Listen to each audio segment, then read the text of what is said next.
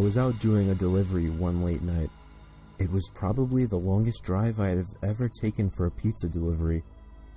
From the pizza place I worked at, it was a 20-minute drive, which isn't too crazy out where I live. Plus, they ordered 4 large pies, so I figured it was a party and I would get a much bigger tip. Navigating the dirt roads at night was always annoying though. I pulled up to the given address. It was some old, sketchy-looking building, literally in the middle of a forest clearing. There were no cars parked anywhere, or any lights on. I put my car in park and called my boss. I asked him to reread the address at least 3 times to make sure I typed it in right, but that checked out. I could tell he was in a really bitchy mood, and he told me to at least knock on the door and check it out. He would normally get mad if we took back 1 pie, but I was afraid of what he would do if I brought back 4. I was insanely unnerved, but got out anyway and forced myself to the front door of the building. There was no doorbell, so I just knocked really hard. I heard nothing and didn't really expect to hear anything. I was extremely disappointed, not because nobody answered the door, but because I was realizing that it was all a waste of time and gas.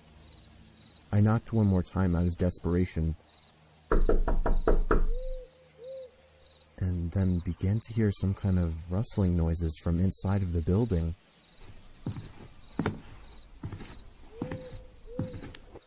I knocked again and yelled that I was the pizza guy.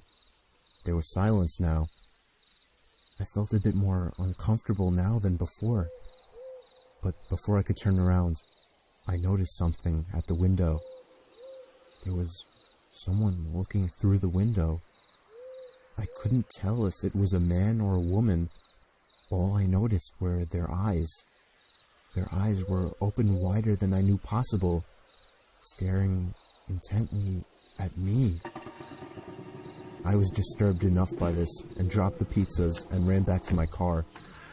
The shitty thing wouldn't start until turning the key for the 3rd time.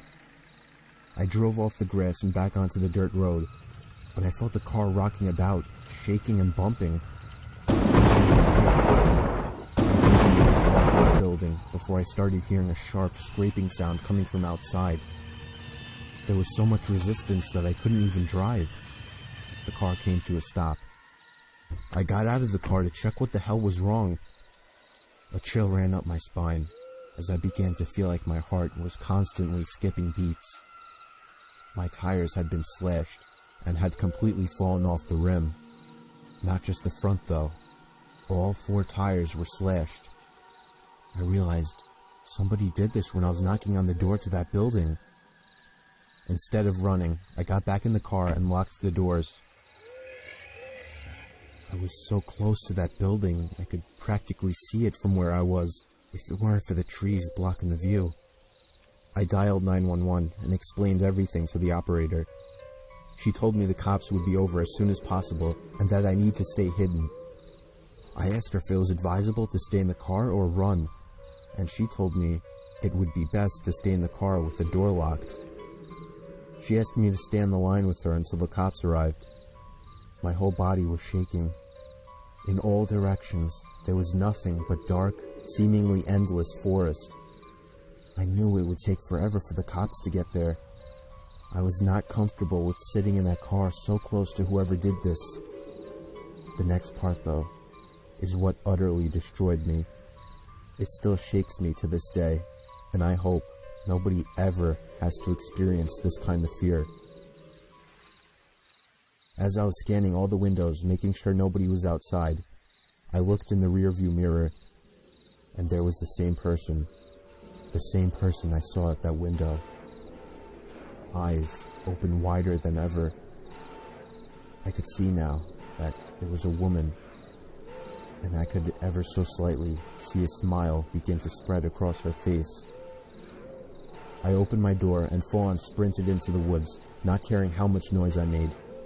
I ran until I was out of breath, which didn't take long, and I hid behind a giant log on the ground. I tried to cover my loud breathing with my hand, as I waited and waited for what felt like hours, until I finally heard sirens in the distance.